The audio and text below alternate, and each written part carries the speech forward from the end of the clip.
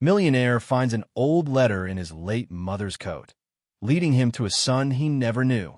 Jonathan Pierce stared at the mahogany casket, its polished surface reflecting the somber faces of the mourners. His mother, Margaret Pierce, was gone. 87 years of a life well lived, or so everyone said. Jonathan, however, felt a knot of complicated emotions tightening in his chest. Grief, yes, but also a strange sense of relief, and a heavy dose of guilt for feeling that relief. Margaret had been a formidable woman, strong-willed, opinionated, and fiercely independent. She'd ruled the Pierce household, and, to a large extent, Jonathan's life, with an iron fist, even after he'd become a self-made millionaire. He'd built Pierce Trucking from a single, battered rig into a nationwide empire, but in his mother's eyes, he was always just Johnny, the boy who needed her guidance. Their relationship had been strained, loving in its own way, but marked by a distance, an unspoken tension that Jonathan had never been able to fully understand.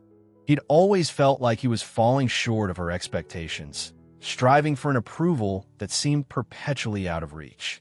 Now, she was gone, and the silence in the grand old house felt oppressive. He'd inherited the house, of course, along with a sizable estate. But the material possessions felt meaningless, hollow. He was alone, truly alone, for the first time in his 62 years. He didn't marry, focused on his business. The funeral was over. The well-wishers had departed, leaving Jonathan to face the daunting task of sorting through his mother's belongings. It was a job he'd been dreading, not just because of the emotional weight, but because of the sheer volume of stuff Margaret had accumulated over her long life. He started in her bedroom, a room that still smelled faintly of her lavender perfume. He opened drawers, sifted through neatly folded clothes, examined antique jewelry, and paused at framed photographs, snapshots of a life he'd only partially shared. He moved on to the closet, a walk-in cavern filled with dresses, suits, and coats that spanned decades of fashion. He recognized some of the outfits from his childhood, from family gatherings, from holidays long past. He felt a pang of nostalgia, a fleeting glimpse of a simpler time. In the back of the closet, hanging on a padded hanger, was an old coat. It was a man's coat, a heavy wool overcoat, dark blue, with wide lapels and brass buttons. Jonathan recognized it instantly. It was his coat, a coat he'd worn in his youth, in the mid-1980s, when he was a young, ambitious man just starting out in the trucking business. He hadn't seen the coat in decades. He'd probably given it to his mother for safekeeping, or perhaps she'd simply taken it, as she often did with things she deemed important. He reached for the coat, a strange sense of curiosity pulling at him. He ran his hand over the thick wool, feeling the texture, the weight of it. It brought back a flood of memories of cold winter nights, of long hauls across state lines, of the thrill of building his business from the ground up. He slipped his hand into one of the pockets, expecting it to be empty. But it wasn't. His fingers brushed against something, a piece of paper folded and crumpled. He pulled it out, his heart beating a little faster. It was a letter, an old letter, the paper yellowed and brittle with age. The ink was faded, but still legible. He unfolded it carefully, his hands trembling slightly. He recognized the handwriting instantly. It was his mother's. The neat, precise script she'd used for everything from grocery lists to birthday cards. But the words on the page were unlike anything he'd ever seen from her. "Jonathan, if you're reading this, it means I'm gone. And there's something you need to know. Something I should have told you a long time ago. Find our son. I couldn't keep him. I did what I thought was best. He needs you. His information is in the inner pocket." 1985. Jonathan stared at the words, his mind reeling. Our son? He read the letter again and again, his brain struggling to process the information. He had a son he'd never known about, a son his mother had kept secret from him for almost 40 years. He frantically searched the other pocket, the inner lining of the coat. He found another, smaller slip of paper, tucked away, almost hidden. It contained a name, Daniel Miller, and an address in a small town in rural Pennsylvania, Oakhaven, PA. He sank onto the edge of his mother's bed, the letter clutched in his hand. His legs felt weak, his head was spinning. He felt a wave of emotions: shock, disbelief, anger, confusion, and a strange, unfamiliar stirring of hope. He looked at the date again. 1985. He was 24 years old then, a young man full of dreams and ambition. He'd been working tirelessly, building his business, traveling constantly. He'd had relationships, of course, but nothing serious, nothing that he'd thought could result in this. His mother's words echoed in his mind. I couldn't keep him. I did what I thought was best. What did that mean? Why hadn't she told him? Why had she kept this secret for so long? He felt a surge of anger towards his mother, a resentment that mingled with his grief. He'd always felt a distance between them, a lack of understanding. Now, he realized there had been a chasm, a secret that had shaped his life without his knowledge. But beneath the anger, there was something else. A flicker of curiosity, a yearning to know more. He had a son, a 40-year-old man he'd never met. A man who might be out there, somewhere, wondering about his father. He looked at the slip of paper again. Daniel Miller, Oak Haven, Pennsylvania. A small town he'd never heard of. A place that held the key to a past he'd never known, and a future he couldn't yet imagine. He knew what he had to do. He had to find him. He had to find his son. The drive to Oak Haven, Pennsylvania, was a blur. Jonathan barely registered the passing scenery, his mind consumed by the revelation that had shattered his carefully constructed reality. He'd packed a small bag, thrown some essentials into his sleek, black Mercedes, and set off, leaving the silent, echoing mansion behind. He replayed the year 1985 in his mind, trying to dredge up memories, faces, names.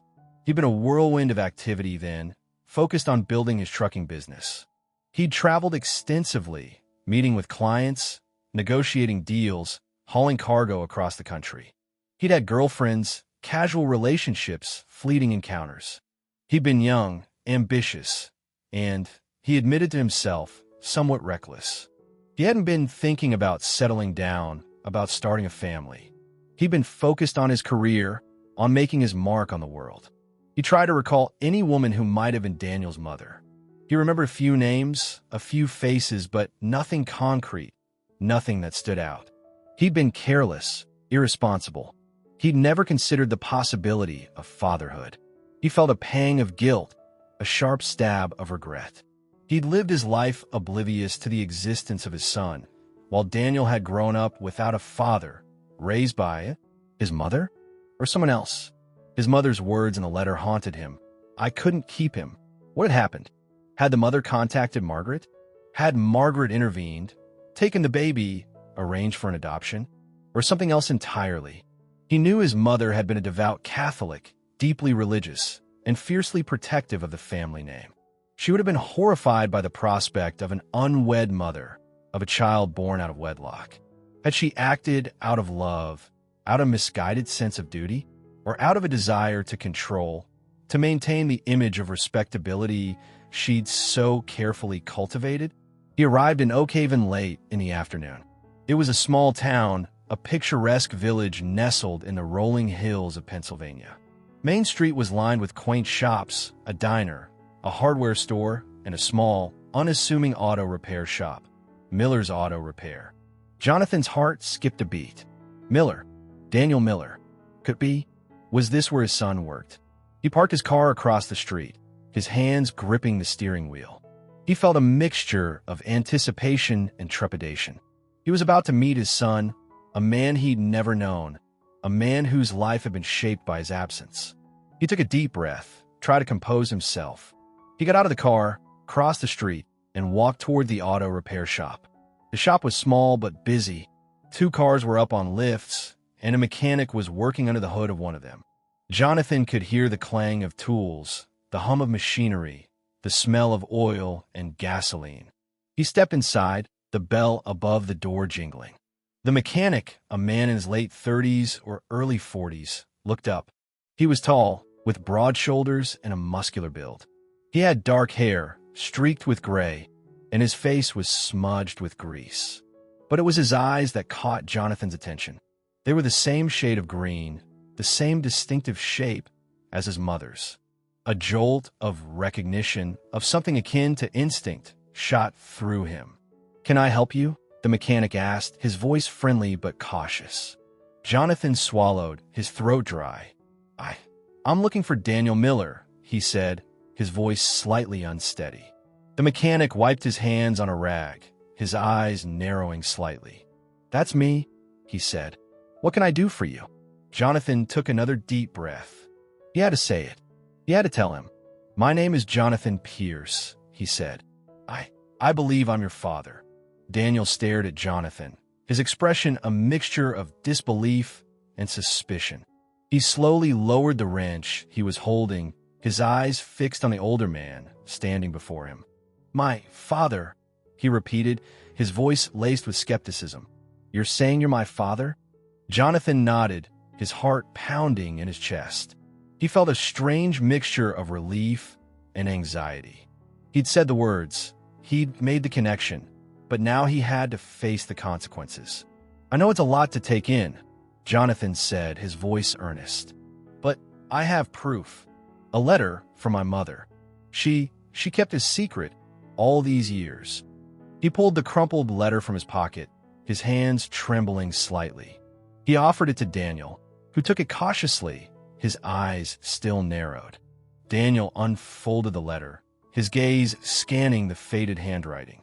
He read it slowly, carefully, his expression changing from suspicion to confusion, to a dawning sense of something else. Something that looked like hope.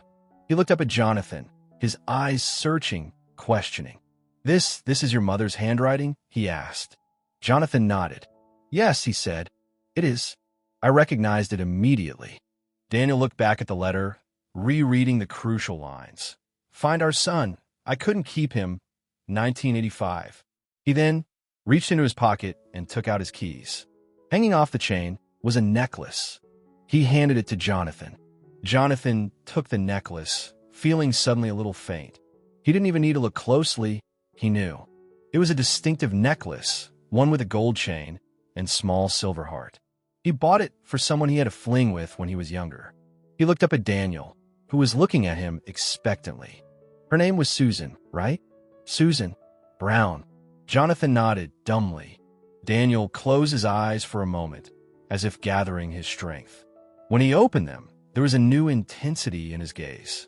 He explained to Jonathan that he'd grown up in an orphanage a few towns over.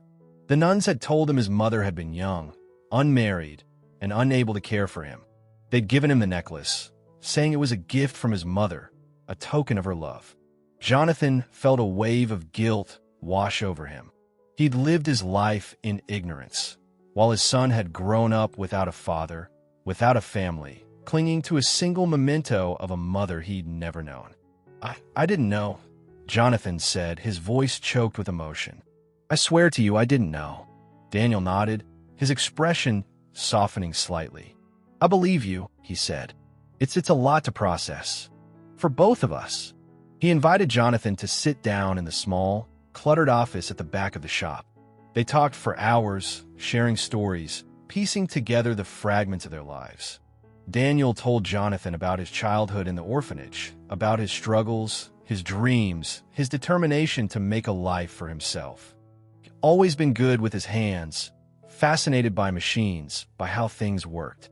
He learned the auto repair trade, worked hard, and eventually opened his own shop. He'd never married, never had children.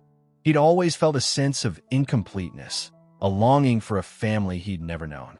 Jonathan listened intently, his heart aching for the lost years, for the opportunities he'd missed.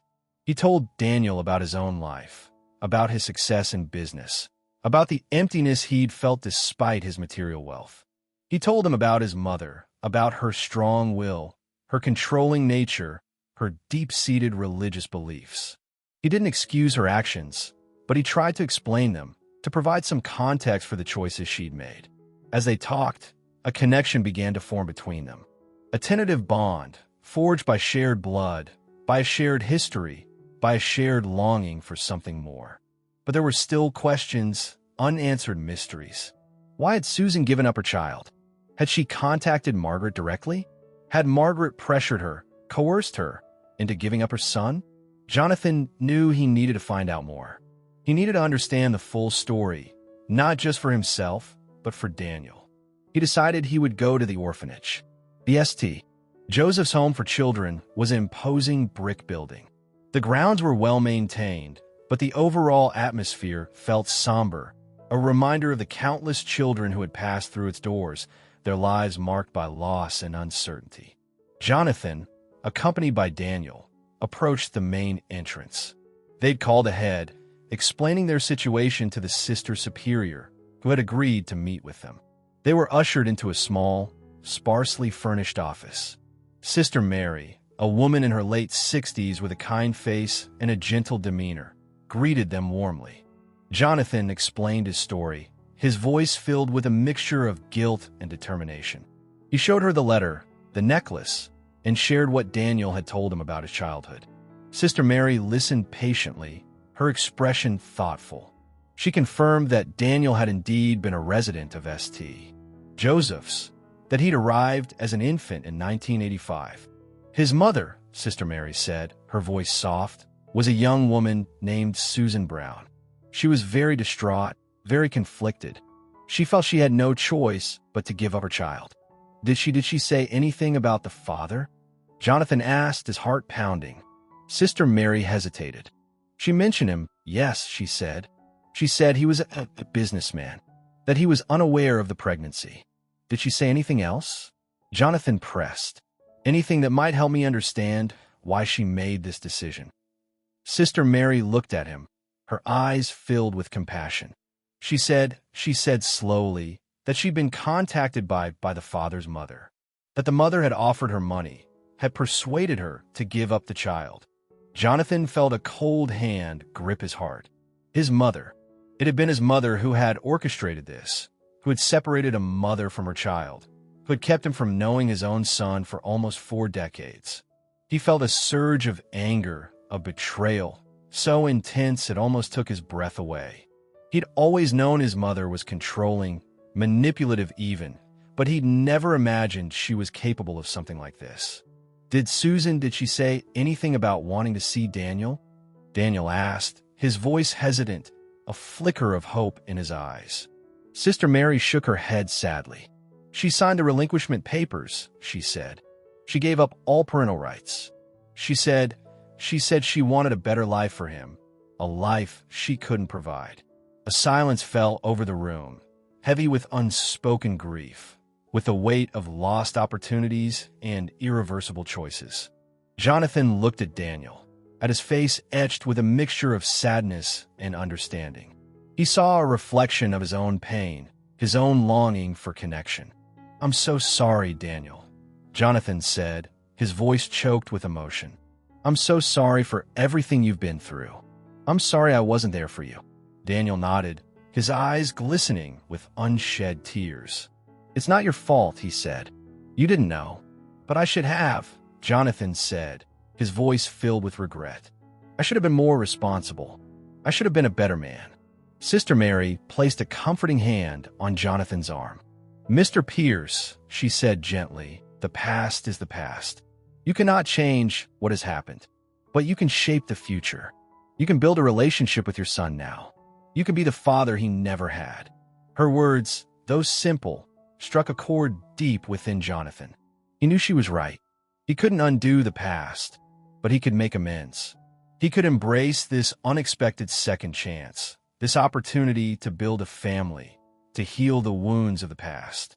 He looked at Daniel, a genuine smile finally breaking through his grief. "Daniel," he said, "I know it's a lot to ask, but I'd like to get to know you. I'd like to be a part of your life, if you'll have me."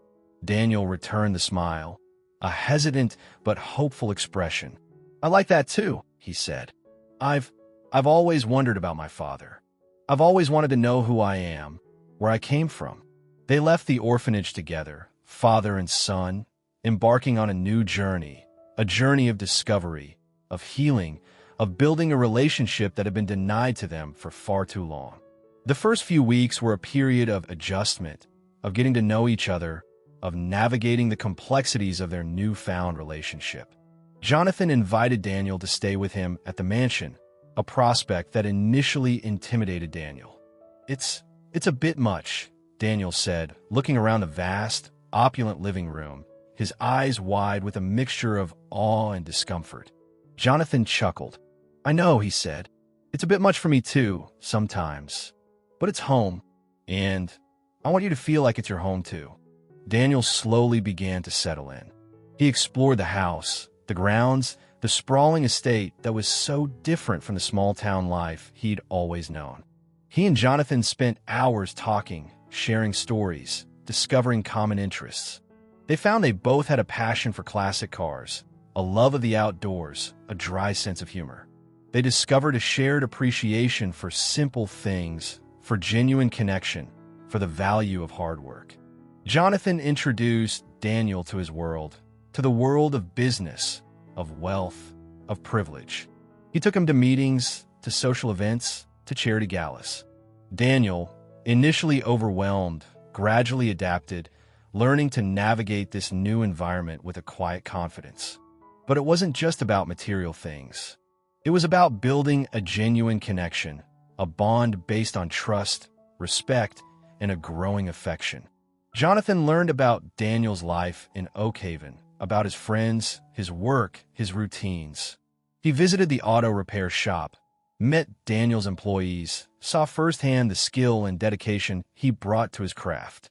Daniel, in turn, learned about Jonathan's past, about his struggles, his successes, his regrets. He saw the man behind the millionaire facade, the vulnerable, flawed human being who was trying to make amends for the mistakes of his youth. They began to build a new routine, a new rhythm to their lives. They shared meals, watched movies, went for walks, simply spent time together. They were learning to be father and son, forging a bond that transcended the years of separation. The biggest hurdle, Jonathan knew, would be introducing Daniel to his extended family. While he didn't have a wife or children, he did have a few distant cousins who had always been eager to stay close, perhaps with an eye on his considerable fortune. He hadn't told them anything about Daniel yet, unsure of how they would react. He decided to host a small dinner party, a casual gathering to introduce Daniel to his relatives. He braced himself for awkward questions, for judgmental glances, for the inevitable whispers and speculation. The evening arrived, and Jonathan's cousins, a mix of well-meaning but somewhat snobbish individuals, arrived at the mansion. They greeted Jonathan warmly, casting curious glances at Daniel, who stood quietly by his side. Everyone, Jonathan said, his voice clear and steady. I'd like you to meet Daniel. Daniel is my son. A hush fell over the room. The cousins exchanged surprised glances, their faces a mixture of shock and disbelief.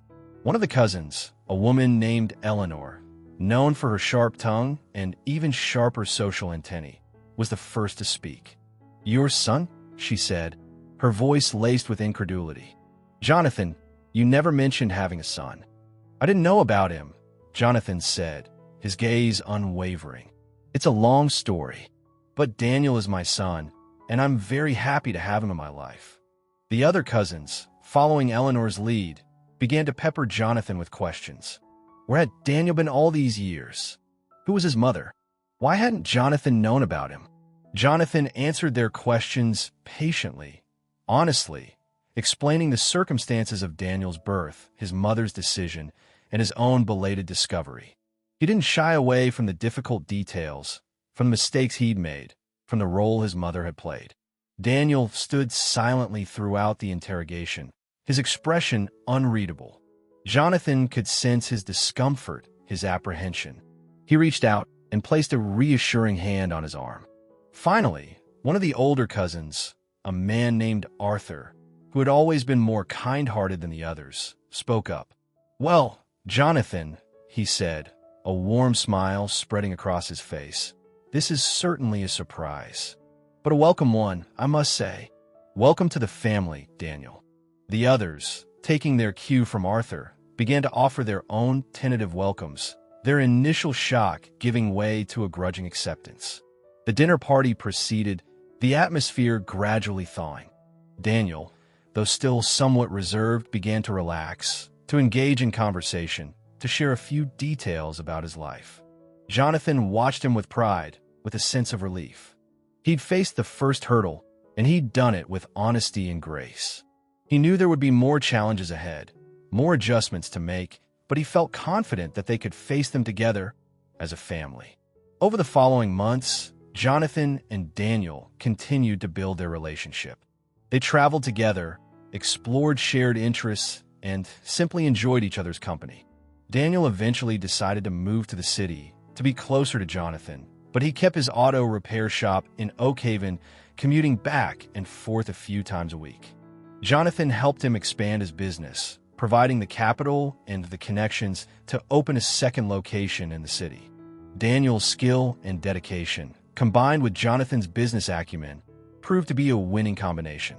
They also worked together to establish a foundation in Susan Brown's name, dedicated to supporting young mothers and providing resources for adoption and foster care. It was their way of honoring the woman who had brought them together, of turning a painful past into a positive future. Jonathan, for the first time in his life, felt truly content. He'd found a purpose beyond wealth and success. He'd found a family, a son, a connection that filled the emptiness he'd carried for so long. He often thought about his mother, about the choices she'd made, about the secret she'd kept for so many years. He'd never fully forgive her, but he understood her, in a way. He understood the pressure she'd faced, the societal expectations she'd felt bound by. He knew that she'd acted out of a misguided sense of love, of a desire to protect her family, even if her actions had caused so much pain. One evening, Jonathan and Daniel were sitting on the patio of the mansion, watching the sunset. The sky was ablaze with color, a breathtaking display of nature's beauty. "You know," Daniel said, his voice thoughtful, "I used to wonder about my father. I used to imagine what he was like, what he did, whether he ever thought about me." Jonathan nodded, his heart aching with a familiar pang of regret. "I think about you all the time now," he said. "I think about all the lost years, all the things we missed. But I'm grateful for the time we have now. I'm grateful to have you in my life." Daniel smiled, a genuine, heartfelt smile. "Me too, Dad," he said. "Me too." The word Dad, spoken so naturally, so easily, filled Jonathan's heart with a warmth he'd never known before. It was a simple word, but it held the weight of a lifetime, the promise of a future, the enduring power of family, found at last. The sun dipped below the horizon, casting long shadows across the lawn, but in the hearts of Jonathan and Daniel, a new day was just beginning. A day filled with hope, with love, with the enduring strength of a family reunited, a family rebuilt, a family finally whole.